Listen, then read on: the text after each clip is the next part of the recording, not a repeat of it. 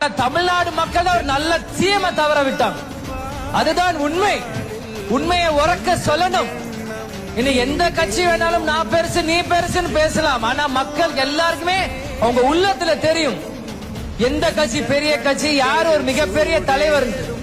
ஒரு மிகப்பெரிய ஆளுமையை தமிழ்நாடு இழந்திருக்குன்னா அது கேப்டன் விஜயகாந்த் தான். ஆனா அந்த ஆளுமையை இன்னைக்கு பூர்த்தி செய்ய ஒரு லேடி கேப்டன் வந்திருக்காங்கன்னா அது திருமதி பிரேமலதா விஜயகாந்த், எங்க அம்மா.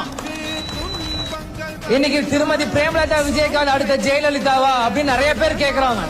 எங்களுக்கு அடுத்த ஜெயலலிதாவா எங்களுக்கு ஆசை இல்ல. எங்களோட அம்மா முதல் பிரேமலதா விஜயகாந்தா வரணும். அதுதான் எங்களுக்கு வேணும். ஏன்னா எங்க கட்சிக்காரங்க வந்து ஜான்சி ராணி அப்படின்னு எங்க அம்மாக்கு பேர் வச்சிருக்காங்க. ஜான்சி ராணி புகைப்படம் நீங்க எல்லாம் பாத்திருக்கீங்களா? தோல்ல குழந்தைய சுமந்துட்டு குதிரையில போருக்கு போவாங்க. எதுக்கு எங்க அம்மாக்கு இந்த பேர் வச்சாங்கன்னு எனக்கு புரியல. நான் சமீபமா பார்த்து வரும்போது எனக்கு புரியுது. அவதூர் மேல அவதூர், தேமுதிக மேல அதையும் ஒரு பக்கம் தாங்கிட்டு கட்சியும் வழி நடத்திட்டு கேப்டனையும் பார்த்துட்டு எங்களையும் பார்த்துட்டாங்கன்னா அதுதான் உண்மையான ஜான்சி ராணி திருமதி பிரேமலதா விஜயகாந்த். தேசிய முற்போக்கு திராவிடம் எந்த கூட்டணியோட சேருதோ அந்த கூட்டணி தான் வெற்றி பெறும். இல்ல எந்த மாற்று கருத்துமே இல்ல. யார் வேணாலும் அரசியலுக்கு வரலாம், யாருக்கு வேணா கூட்டம் கூடலாம். ஆனா மக்கள் தெளிவானவங்க, அறிவாளி, அவங்களுக்கு தெரியும்.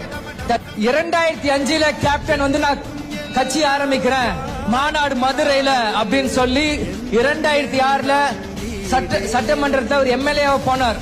அதே மாதிரி திருமதி பிரேமலதா விஜயகாந்த் 2025 மாநாடு, கடலூர் ஜனவரி 9 மாநாடுன்னு சொல்லி, அதே மாதிரி 2026 திருமதி பிரேமலதா விஜயகாந்த் அன்னைக்கு எப்படி 2006 கேப்டன் ஒரு ஆண் சிங்கமா சட்டசபைக்குள்ள போனார், அதே மாதிரி 2020 ஒரு பெண் சிங்கமா திருமதி அன்னியார் பிரேமலதா விஜயகாந்த் எங்க அம்மா சட்டசபைக்குள்ள போவாங்க.